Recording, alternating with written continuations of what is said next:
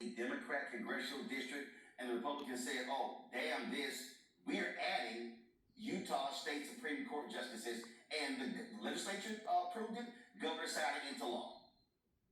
I was begging the Democrats to protect the Voting Rights Act, if for no other reason than out of self-preservation. Right? If you can't do it on the moral grounds, and you can't do it on the legal grounds, do it for self-preservation, Democrats. But they didn't. I was begging them to pass the John Lewis Voting Rights Act, which would have restored a lot of the previous issues with the Voting Rights Act that the Republicans had taken away. But, we can't kill the filibusters, so what can we do, Joe Manchin? Was the answer that you got. And so now, to quote Al Gore, we are living in a time of consequences. This is what happens when you let racist Republicans control the Supreme Court. And what that consequence is going to be is the attempted eradication of the Congressional Black Caucus. But I don't want to leave people just with doom and gloom, although I don't have a lot of hope at this moment. I don't want to leave people with only that. Understand, all of these gerrymanders, all of these maps, they're based on a previous idea of voter turnout. They're based on a previous idea of black voter turnout. They're based on a previous idea of Latino voter turnout. And they're based on an idea of white voter turnout. If black people, Latino people, and whites of good conscience overwhelmingly turn out, like Obama 2008 numbers turn out, all of these maps fail. All of these maps fail because to make the maps, because you can't completely erase the people, to make a majority minority district safe for a white Republican, what you have to do is not only is get just 50% plus one into that majority minority district, you also have to weaken previously strong Republican districts to make the numbers work. Right? And LA and this, you overwhelmingly turn out, you blow up all of their calculations. And it is the only way at this point. And that's why when I call this what it is a GOP war on Black America. I said last night, this should be Freedom Summer 2026. I walk people through this graphic that what happened. The numbers do not lie. The numbers are very clear. And the reason Republicans are pissed off is because of what happened in 2008. If you go to my iPad, y'all, it's right here.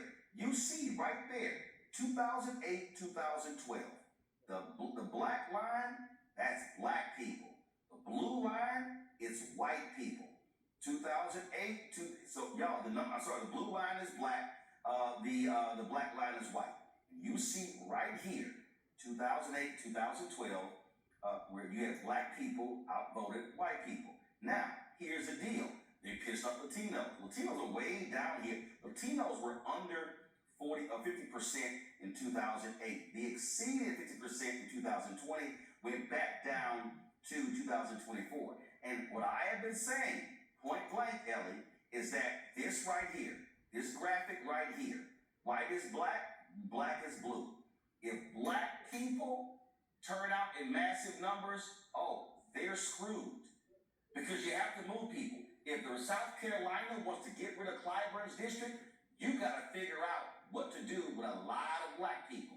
If you in Mississippi and you want to get rid of Congressman Benny Thompson's district and make it GOP, you're going to have to get rid of 40% of black people in the state. If you are in Tennessee and you say, we're going to split Tennessee, split Memphis like we did Nashville, well, those black people, they're going to go to somebody else's district. And again, we can torpedo them at every turn. So this is what I'm saying, mass voter registration.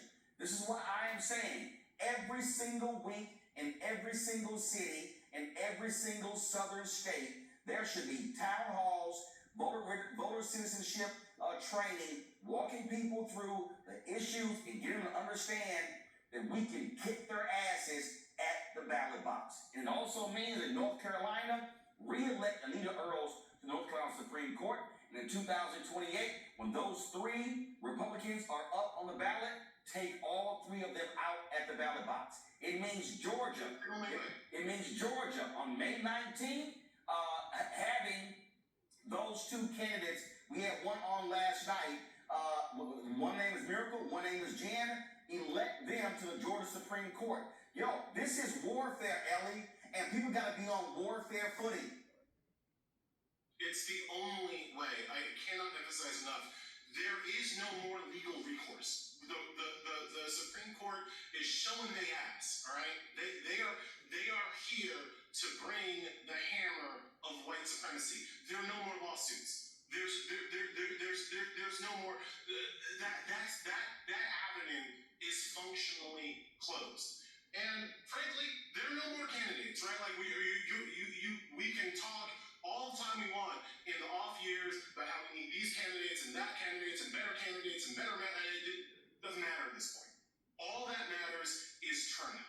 And one of the reasons why they gerrymander districts is that they know that people will look at the district they're in and feel like it's hopeless, feel like there's no point, feel like there's no reason to go out and vote, because how can you possibly overcome such a large white majority? But you gotta remember, lots of white folks don't vote either, right? And if you have a better turnout per capita than they do, and you bring friends, white friends along, and you bring Latino and AAPI friends along, like that is how you do it, and that's the only way left. And the last thing I'll say, this, as bad as it is shaping up for 2026 in terms of voter suppression, please understand 2026 is going to end up being our last best chance for voter representation, because all of these gerrymanders, it's only going to get worse in 2028, and it's only going to get worse in 2030 after the next census, when they have a normal redistricting. The 2030 census will be the first census where they will be able to do normal redistricting without the restrictions of the Voting Rights Act.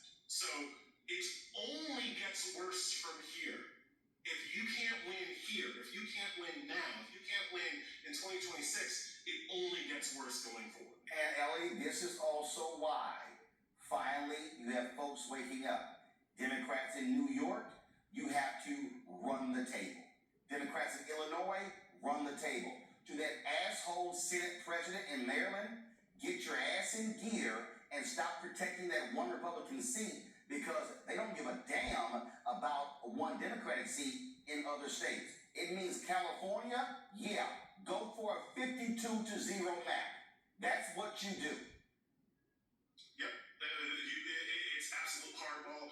You cannot unilaterally disarm. I know that lots of people on my side of the aisle, oh, gerrymandering, it's so icky and real, like, doesn't matter anymore. Like, what they did in Virginia is exactly what you have to do in all of these other states where Democrats do have control. Michigan, like, as you say, Democrats have to run the table in the states that still allow Black voices to be heard, and then you need overwhelming turnout in states where the Black voice is suppressed, and that's your shot. That there is but one play now, and that's the play.